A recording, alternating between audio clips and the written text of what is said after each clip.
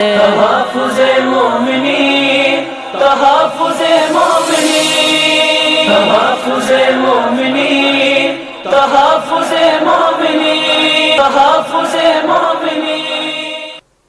اعوذ باللہ من الشیطان الرجیم، بسم اللہ الرحمن الرحیم۔ میں ہوں آپ کا میزبان محمد واسع اور آپ دیکھ رہے ہیں ٹی ایم پی نیوز کی خصوصی رمضان نشریات حقیقت رمضان کریم۔ جیسا کہ آپ کو پتہ ہے کہ ہم آپ کے سامنے لا رہے ہیں خوبصورت علمی، ادبی، قوم و ملت کو خدمات پیش کرنے والی سماجی شخصیات کو۔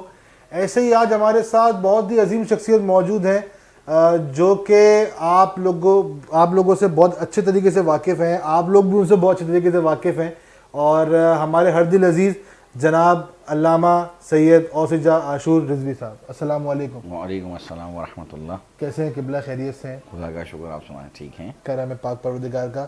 قبلہ، جیسے کہ آپ کو پتہ ہے کہ ہماری رمضان نشریات کا عنوان ہے حقیقت رمضان کریم، تو ہم اس میں علمی شخصیات سے اس بارے میں گفتگو کرتے ہیں کہ وہ ہمیں اس چیز سے آشنا کریں کہ حقیقت رمضان اصل معنوں میں کیا ہے۔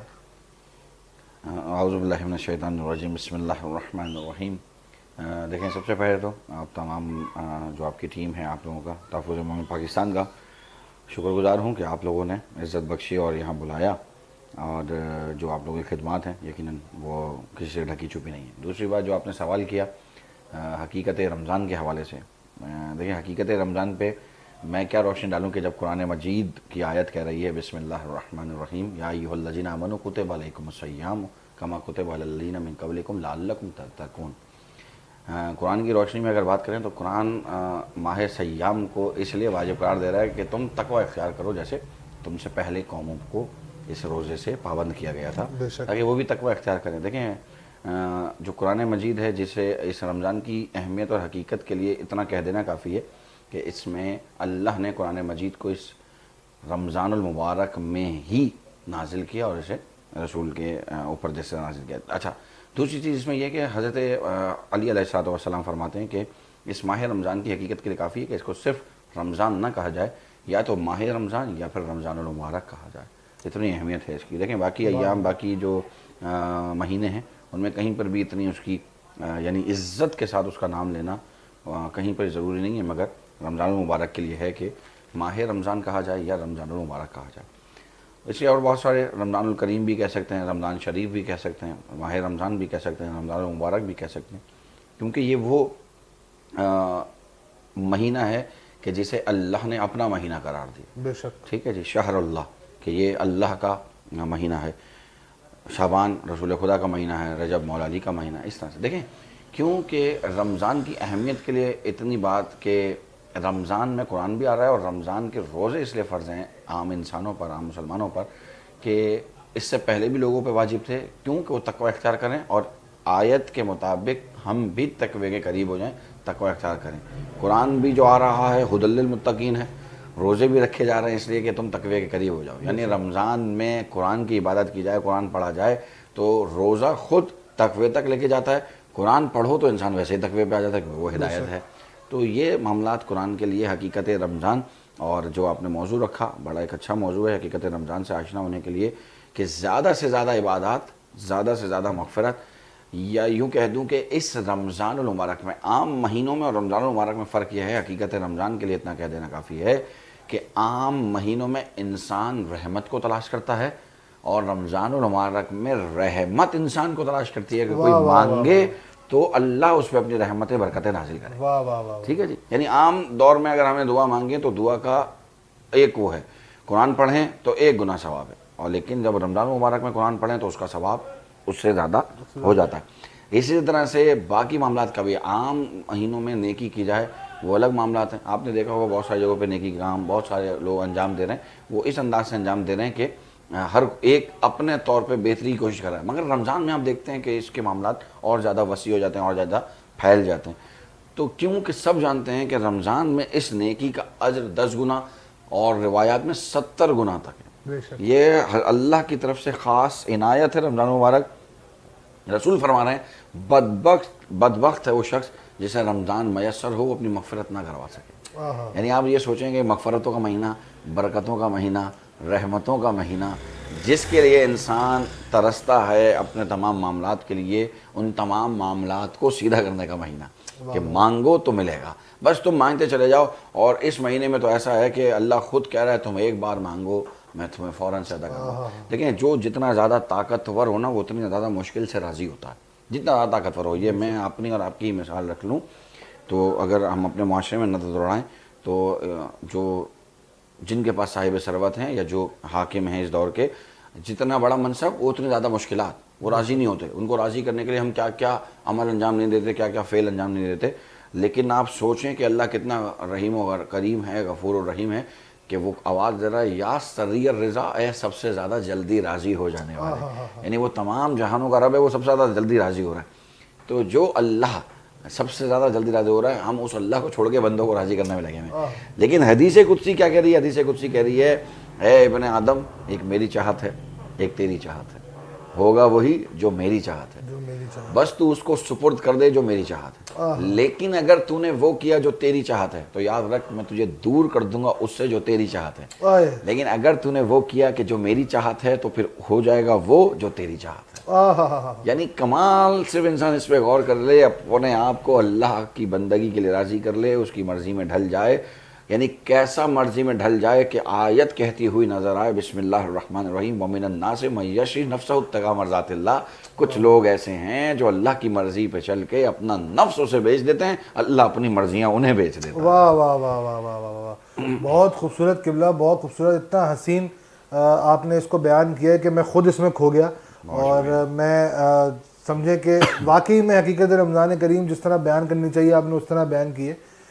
قبلہ میں یہ جاننا چاہوں گا کہ رمضان المبارک میں آپ کس طرح سے اپنی مصروفیات کو مینیج کرتے ہیں، مجالس، جشن، اس کے علاوہ آپ کی اپنی پرسنل مصروفیات ہیں، گھر کی مصروفیات کو کس طرح سے آپ مینیج کرتے ہیں؟ دیکھیں ویسے تو مصروفیات بہت ساری رہتی ہیں رمضان المبارک میں. میرا خیال ہے کہ میری جب یہ داڑھی بھی نہیں آئی تھی اس وقت ہم خود ابھی بھی طالب علم ہیں، اس وقت اور زیادہ مزید علم کی حصول میں تھے. تو اس وقت سے لے کے آج تک مدرسے کے معاملات ہیں وہ چل رہے ہیں. خدا کا شکر ہے کہ روزانہ کی بنیاد پر ایک ہمارے ہاں دینیات اور راؤنڈ ٹیبل کلاسز ہوتی ہیں، اس میں ہمارا اچھا حصہ رہتا ہے. یعنی اللہ نے خاص کرم کیا ہوا ہے کہ وہ اپنے کام لے رہا. وہ 5 بجے سے لے کے ایک ہوتی ہے 6:30 بجے تک، ایک ہوتی ہے رات کو 8:30 بجے سے 10:30 بجے تک. تو یہ رمضان کی مصروفیات ہوتی ہیں. صبح آفس ہوتا ہے، آفس بھی جاتے ہیں. مجالس جشن وغیرہ بھی ہوتے ہیں، جو ٹائم اس کے بعد ہوتا ہے وہ وہاں کے لیے ہوتا ہے. گھر والوں کے لیے ٹائم خاص کوئی ہفتہ اتوار کا ایک ہوتا ہے، 2-4 گھنٹے گھر میں بچوں کے لیے تربیت کے حوالے سے بھی ضروری ہیں کیونکہ اس کے بغیر چارہ ممکن نہیں ہے. بالکل. تو کوشش ہوتی ہے کہ سب چیزیں مینیج ہو جائیں. باقی اللہ کرم کرتا ہے، گھر والے سمجھتے ہیں مصروفیات کو دیکھتے ہوئے، خصوصاً جو اہلیہ ہیں وہ ہیں بچے ہیں سروائیو کرتے ہیں سارے، کیونکہ ہماری مصروفیات تھوڑی سی زیادہ ہوتی ہیں. ہم جیسے جتنے پڑھنے والے ہیں، میں سب کے لیے کہوں گا سب کی مصروفیات زیادہ ہوتی ہیں، اس میں گھر والوں کے لیے ٹائم نکالنا واقعی ایک بڑا کام ہوتا ہے. کوشش کرتے ہیں کہ سارے کام اپنے ساتھ ساتھ چلتے ہیں. آپ نے صحیح کہا، یہ بہت مشکل کام ہے کہ دینی تعلیمات کو بھی لے کے چلنا، مصروفیات کو بھی لے کے چلنا اور گھر کو بھی لے کے چلنا. اچھا قبلہ یہ بتائیے گا کہ دینی تعلیمات کا سفر اور دین کو پھیلانے کا سفر کب سے اور کہاں سے شروع ہوا؟ دیکھیں سب سے پہلی بات انسان کے گھرانے کا تعلق اور گھر کا جو ماحول ہوتا ہے وہ انسان کی تربیت پہ بہت زیادہ اثر انداز ہوتا ہے. تو ہمارے ہاں شروع سے لے کے میرے دادا سید حسین احمد رضوی صاحب جو انجمن سوزخان سعادات بہارا کی بنیاد انہوں نے رکھی تھی. اور بھرپور سوزخان تھے اس دور کے کہ استاد شہید سبت جعفر صاحب نے اپنی کتاب بستہ میں ان کا باقاعدہ تذکرہ کیا. اور جب وہ آتے تھے گھر پہ استاد سبت جعفر تو ہم نے خود دیکھا ہے کہ وہ پاؤں پھیلا کے نہیں بیٹھتے تھے ہمارے دادا کے سامنے، پاؤں زانو ادب جوڑ کے بیٹھتے تھے کہ استاد ہیں تو استادوں کے سامنے کیسے بیٹھا جاتا ہے اس لحاظ سے. بہرحال تو گھر میں سارے ماشاءاللہ سے والد محترم بہت اچھی ان کا معاملہ. والدہ خود ذاکرہ ہیں، تقریباً کوئی ماشاءاللہ سے 40-45 سال ہو رہے ہیں. بہنیں تمام، ایک بہن حافظہ ہے جو اس وقت آسٹریلیا میں مقیم ہے، اور 2 اور بہنیں ہیں، ایک لاہور میں ہے ماشاءاللہ سے وہ بھی ذاکرہ ہیں. چھوٹی بہن ہے وہ بھی ذاکرہ ہیں. میری وائف بھی ماشاءاللہ سے پڑھتی ہیں، بھابھی ہیں وہ بھی ماشاءاللہ سے ذکر میں ہیں. سب یعنی کہ گھرانہ پورا اسی طرح سے. تو گھر میں تربیت کا اس لیے بھی عمل دخل رہتا ہے کہ بچپن سے لے کے جو شوق تھا وہ پہلے منقبتوں کی صورت، اشعار کی صورت پورا ہوتا تھا. لیکن پھر مدرسوں سے وابستہ رہے تو مدرسے میں باقاعدہ تھوڑا سا تعلیم حاصل کی. پھر میں مزید جو ہے وہ ساؤتھ کوریا میں رہا, وہاں پہ امام بارگاہ میں پیٹرن خطیب تھا. ساؤتھ کوریا میں تقریباً 5 سال رہا, پیٹرن خطیب تھا, نماز وغیرہ پڑھاتا تھا وہیں. پھر واپس پاکستان آیا تو یہاں پہ معاملات اللہ کا شکر ہے چل رہے ہیں اچھے. واہ واہ واہ, مطلب پورے خاندان جو ہے وہ دینی تعلیمات جی کو پھیلا رہا ہے خدا کا. اچھا قبلہ, ہمیں یہ بتائیے گا کہ کیا یہی سلسلہ جو مجالس کا ذکر کا ہے یہی آپ کا ذریعہ معاش؟ اچھا سوال ہے اور یہ ہونا چاہیے, سب سے ہونا چاہیے. دیکھیں ذکر اہل بیت ذریعہ معاش کسی کا بھی نہیں ہونا چاہیے, کیونکہ یہ ذکر کسی کی معاشی اس کے لیے نہیں ہے بلکہ یہ روحانی ہدایتوں کے لیے. واہ واہ واہ واہ, ٹھیک ہے حضور, جسمانی ضرورتوں کے لیے ٹھیک ہے معاملات لوگ بہت سارے کر رہے ہیں, لیکن یہ روحانی معاملات ہیں. تو خدا کا بہت احسان ہے, لاکھوں بار کرم ہے. میرا اپنا آفس ہے اور جو لوگ جانتے ہیں السدرا ٹریول اینڈ ٹورز اور گلوبل گائیڈ کے نام سے میری اپنی کمپنیز ہیں جس میں میرے پارٹنرز ہیں, اور ان کے ساتھ میرا آفس ہے صدر میں. ایک صدر ہے امام بارگاہ حیدر اقرار ٹرسٹ, رضی حیدر رضوی صاحب کے وہاں امام بارگاہ میں. رضی بھائی اس کو خود دیکھتے ہیں اس آفس کو, وہ بھی ایک آفس ہے ہمارا. تو ہمارا اللہ کا شکر ہے زیارات کا جو کام ہے بہت اچھا ہے. ہم زیارات کے کام سے بھی کماتے نہیں ہیں, لیکن ہاں یہ کہ آفس کا خرچہ وغیرہ اللہ کا شکر ہے اس سے نکلتا ہے, ہم اس سے ہی وہ ہو رہے ہیں. اور میں سیوک سینٹر پہ بھی رہا ہوں, دعا کریں کہ پرمننٹ ہو جائیں, پرمننٹ نہیں ہوئے بھی, اور اس میں یہ کہ گورنمنٹ کا وہ ہے, لیکن ابھی انشاءاللہ وہ معاملات چل رہے ہیں. تو اہل بیت ذریعہ معاش نہیں ہے, اور خدا کا لاکھوں بار احسان ہے, سب کو پتہ ہے اس بات کا کہ ہم کوئی ڈیمانڈنگ بھی نہیں ہے کسی سے کسی بھی طرح سے, اور میرا خیال ہے سب کو ایسا ہی ہونا چاہیے. یقیناً جو لوگ مخلص ہیں خدا ان کی توفیقات خیر میں اضافہ فرمائے. بالکل ایسے ہی, اور تحفظ المومنین پاکستان کو دیکھنے کے بعد سے پتہ چل رہا ہے کہ لوگ کس طرح آ رہے ہیں, اور پتہ چل رہا ہے کہ کون کون سے لوگ ہیں جو اتنے عظیم ہے کہ ذکر اہل بیت کو بھی فروغ نہیں کرتے, بس ذکر اہل بیت کو پھیلانے میں لگے ہوئے ہیں. اچھا قبلہ, آخری سوال یہ بتائیے گا کہ تحفظ المومنین پاکستان کے بارے میں آپ کا کیا اظہار خیال ہے؟ تحفظ مومنین پاکستان کو میں بذات خود جو جانا تقریباً 2.5 سال کا عرصہ ہو گیا ہے. میرا خیال ہے اس تنظیم کی جب بنیاد رکھی گئی تھی اس کے بعد, اور پھر ان کے چیئرمین صاحب جناب ناظم رضوی صاحب, ان کی تمام ٹیم, رضا بھائی, کاشف بھائی, اور جتنے احباب ہیں, جتنے میں نام نہیں لے سکتا وقت کی کمی کے سبب, ورنہ میں نام لے سکتا تھا. تو جتنے احباب ہیں میں ان سے میری تقریباً رفاقت کو یہ 3را سال ہوگا انشاءاللہ, 2.5 سال ہو گئے ہیں, 3را سال شروع ہو گیا ہے بلکہ سمجھ لیں. تو دیکھیں انسان اپنے کام سے پہچانا جاتا ہے, بے شک, ٹھیک ہے جی. میں کہتا رہوں میں یہ کر رہا ہوں, میں وہ کر رہا ہوں, لیکن نظر نہیں آئے گا تو کوئی فائدہ نہیں. ایسے ہی ہے. ان کے کام نظر آ رہے ہیں, خصوصی طور پر پسماندہ علاقے جو ہیں وہاں جا کے جس طرح سے کام ہو رہے ہیں, جہاں پہ معاملات نہیں پہنچ رہے لوگوں کے پاس, وہاں جا کے کام کرنا. دیکھیں وسائل ہوتے ہوئے کام کرنا تو کوئی مسئلہ نہیں, وسائل ہیں, کام ہو رہا ہے. جہاں وسائل نہیں ہیں وہاں جا کے کام کرنا ایک مشکل عمل ہے. تحفظ مومنین پاکستان اس کو بخوبی انجام دے رہی ہے. ان کا تعلیمی شعبہ ہو, ان کے اور دوسرے ذکر اہل بیت کو فروغ دینے کا سلسلہ ہو, خدا کا لاکھوں بار احسان ہے, لاکھوں بار شکر ہے کہ ان کی ٹیم کی سوچ اچھی ہے.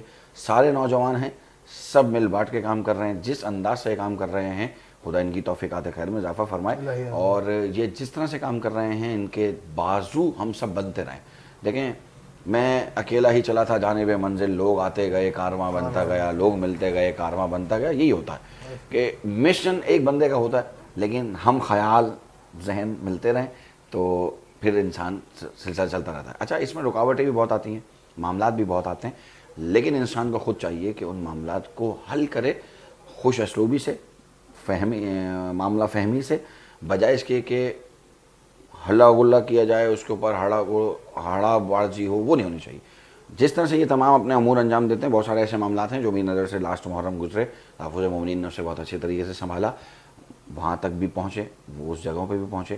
اور میرا خیال ہے کہ سب سے اچھا کام یہی ہے جو تعلیم کا شعبہ ہے, کہ یہ تعلیم کے لیے جس طرح کام کر رہے ہیں کہ ضرورت مندوں میں بیگز, کتابیں اور دوسری چیزیں بھی تقسیم کرنا ہے. یقیناً یہ ایک احسن عمل ہے. آپ سوچیں کہ اگر ایک شخص کو مارنا پوری انسانیت کا قاتل ہے, تو ایک شخص کو پڑھانا بھی پوری انسانیت کو پڑھانے کے برابر ہے.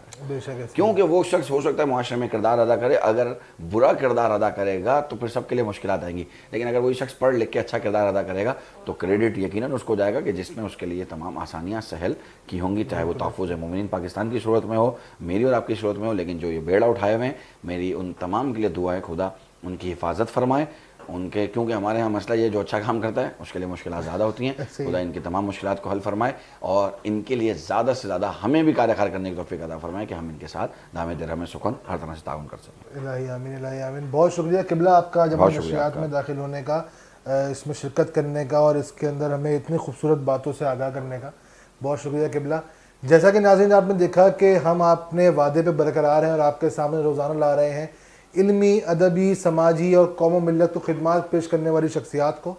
ایسے ہی ہمارے ساتھ جڑے رہیے گا, ہمارے یوٹیوب چینل کو سبسکرائب کیجیے گا اور دیکھتے رہیے گا TMP نیوز. میں آپ کا میزبان محمد واسع آپ سے اجازت چاہتا ہوں. السلام علیکم ورحمۃ اللہ.